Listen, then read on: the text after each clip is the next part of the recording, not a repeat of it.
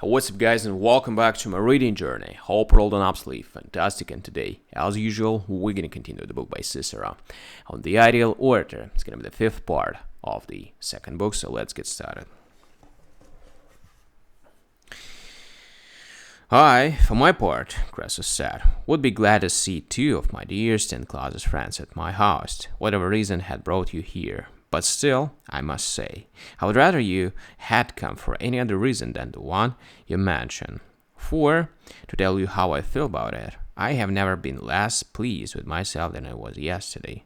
Really, this happened more because of my good nature than through any other fault of mine. For while I was a blind young man, I forgot that I'm an old man, and I did what I had not even done when I was young.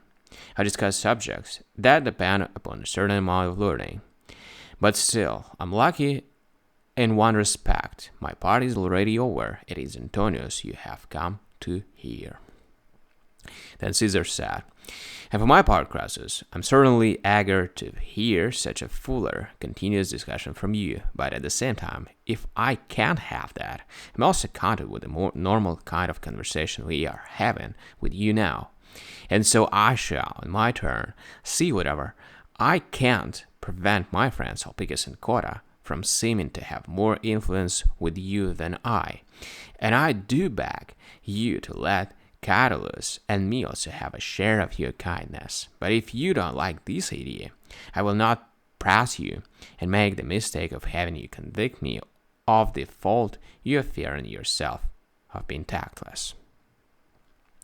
I swear, Caesar, replied Crassus, I have always thought that of all the words in the Latin language, this one is perhaps the most striking. You see, when we call someone tactless, it seems to me that he bears a name that is derived from his lack of tact.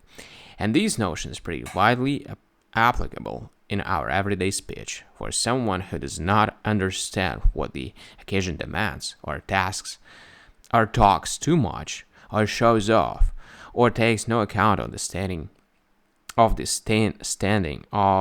the interest of those whose company he is in, or in short, who in some way or other is gauche or obtrusive, such a person is said to be tactless. This fault is very common everywhere among the Greek people, most learned as they are. Accordingly, because the Greeks do not appreciate the significance of the evil, they have not even attached a name to it. You can search everywhere, but you will not find out how the Greeks designate a tactless person. And of all the forms of tactlessness, and they are countless, I doubt that any is more serious than what those Greeks always do, to discuss with ever so much subtlety,